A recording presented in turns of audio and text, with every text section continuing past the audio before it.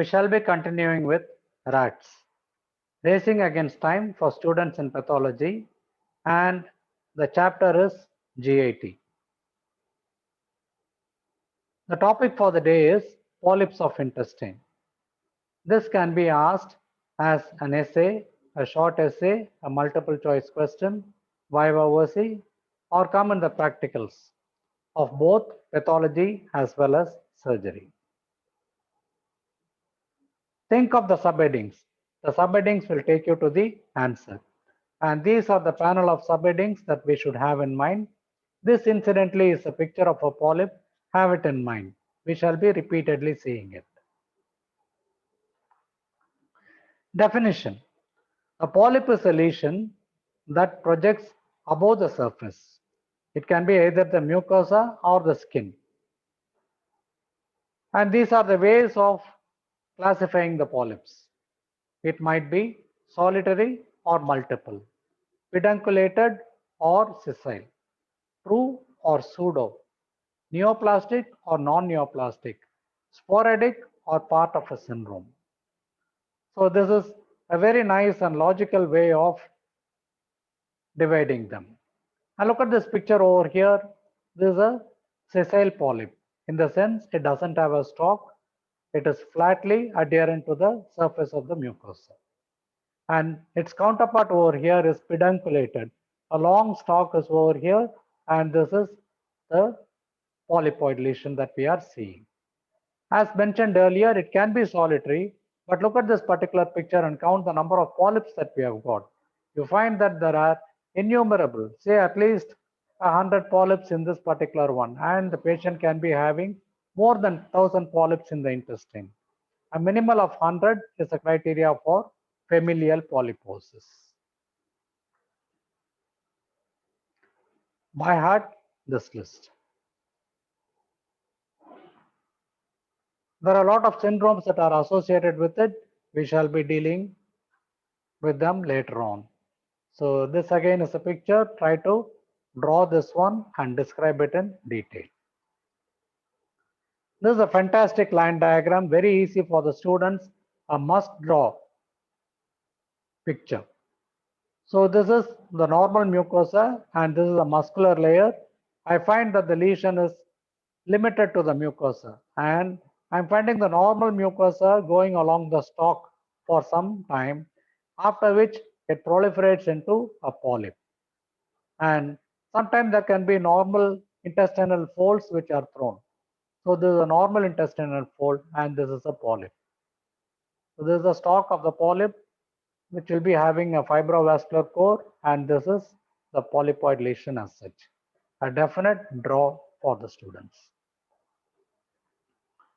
This is a schematic picture which will just give us an idea of the range of polyps. A normal mucosa is over here, and when the normal mucosa proliferates, we call it a hyperplastic. Hyper means more, plasia means proliferation. So it is a hyperplastic polyp, and usually it has got a serrated edge that again we shall be seeing. Look at this particular polyp over here. This pink line is the muscular tissue, and it also goes into the polyp. It branches and rebranches. This is a peculiarity of a polyp called the Peutz-Jeghers polyp. And in some cases, I find well punched out glands. It is very common in a juvenile polyp, which is a hamartoma. Hamartoma means it is an abnormal proliferation of a normal tissue. And villus polyp, villi all of us know, finger-like projections are there, and it is sessile, flatly adherent to the surface. Pseudopolyps are some lesions which are being projected up when we put in an endoscope. But actually, it is not a proliferation of the mucosa, but something from below is pushing it up. It can be a lymph node or it can be some other tumor, such as a carcinoid, which is projecting the mucosa. And pseudopolyps, these are called as pseudopolyps. And a carcinoma as such, obviously, one word is infiltration. So sometimes even a malignancy can be having a polypoid picture. Familial adenomatous polyp. More than 100 polyps are there. It is an autosomal dominant condition. And we had earlier seen in the topic on colonic carcinoma, there is an APC gene mutation. Adenomatous polyposis colon gene mutation. And the type of adenoma that we get is a tubular adenoma. Since there are multiple, it is not possible for us to surgically remove it. And even if we do remove them meticulously, another one will sprout out. And there is a 100% chance of a malignant transformation. This can be asked as a ultra short question, but please have it in mind. More than 100 polyps, adenomatous, autosomal dominant, and then it is a adenomatous polyp with 100% malignant transformation. A hyperplastic polyp, as I mentioned earlier, plasia means proliferation. Here, the mucosal glands are multiplied. So I find numerous glands over here, and it is the most common polyp.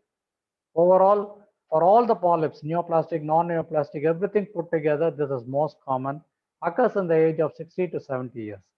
It is predominantly sessile, no stalk is there. And when we come to the individual glands, look at the lumen. I find that the lumen is somewhat irregular. We call it as serrated or sawtooth. This yellow arrow points out to the lumen. Numerous glands, serrated lumen. And it is a hyperplasia, not a true tumor.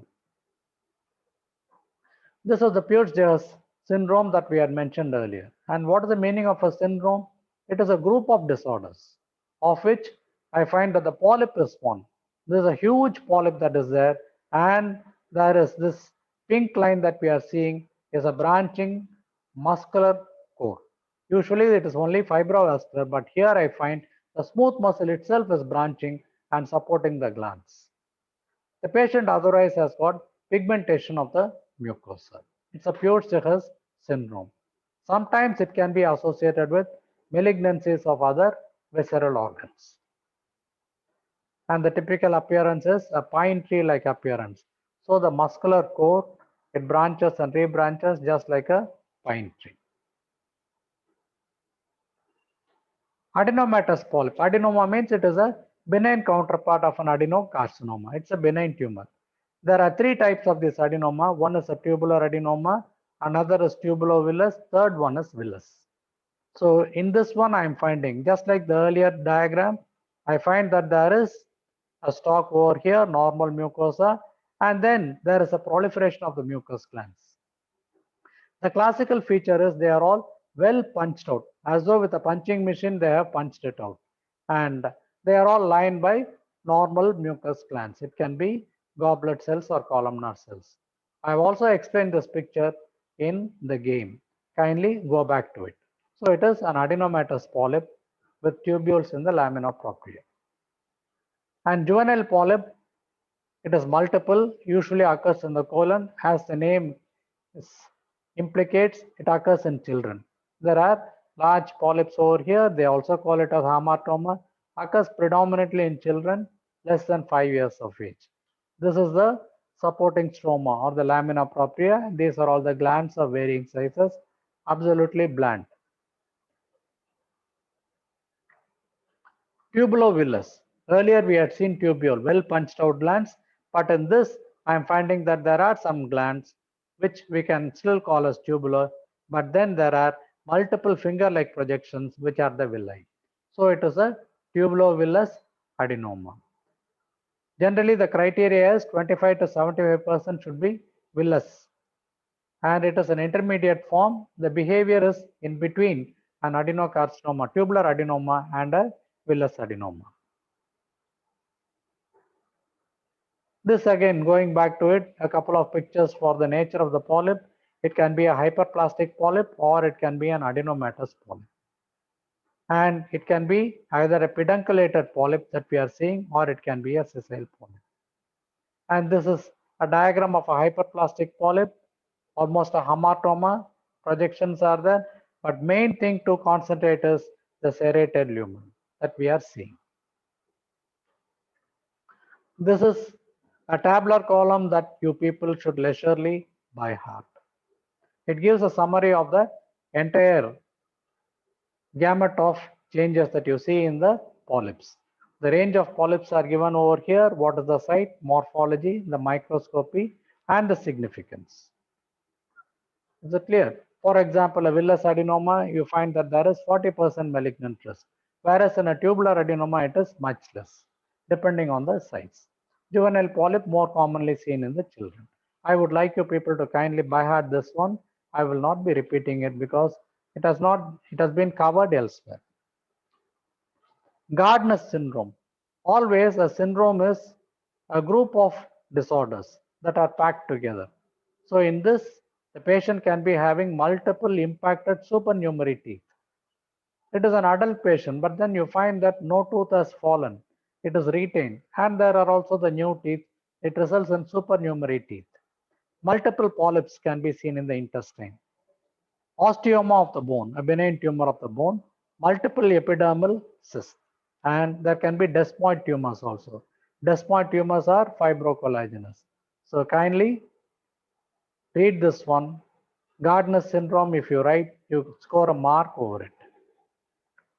Turcot syndrome is another one. Polyp will be there. There will be a medulloblastoma and a glioblastoma multiforme. This is a brain tumor called as glioblastoma multiforme. And there is a congenital hypertrophy of the pigmented epithelium of the retina. So this is called as CHRP, CHRPE. As mentioned earlier, these polyps can be associated with carcinoma or elsewhere. A carcinoma colon can also coexist with a Turcot syndrome. This is the sequence of events that happens in the development of a polyp. Initially, there is a small hyperplasia, then it becomes a small polyp, and you find it is adenomatous initially. Part of it is becoming dysplastic or grayish in color. There is no invasion, but here there is an invasion. It goes into the fibrovascular stroma, and in this particular case, it is infiltrating the muscular layer of frank malignancy. And we had mentioned earlier that there are numerous genes for it. This particular diagram we had seen in colorectal carcinoma, and it is a must that we will have to draw it. This shows an invasive carcinoma. The rest of it is a tubular lesion, the stalk. And what does this picture implicate? I think it is a mistake, or you will have to mention the genes that are associated with it.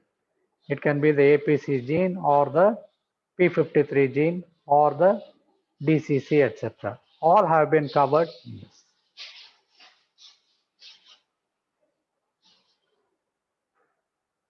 And this is a case of a polyp. We have got the solitary polyp as well as multiple polyps, and this is again given for description. The normal mucosa, and then this is the polypoid lesion. Here I have got multiple polyps. Obviously, you are seeing a difference. This is appearing more bland, this is small, whereas here I am finding a little bit of friability into a malignant transformation. Stages of dysplasia, we have already mentioned. It can be confined to the glands, or it can be gradually extending into the fibrovascular core, or it can be frankly invading. And this is a villous adenoma, which is again showing it. Please draw this. And sometimes you find carcinoma itself can occur as a polyp. So it is a lesion that is large, ulceroproliferative, with evidence of necrosis. And this has been covered in the colorectal cancer. I would like you people to go back to it. ZZ. Thank you.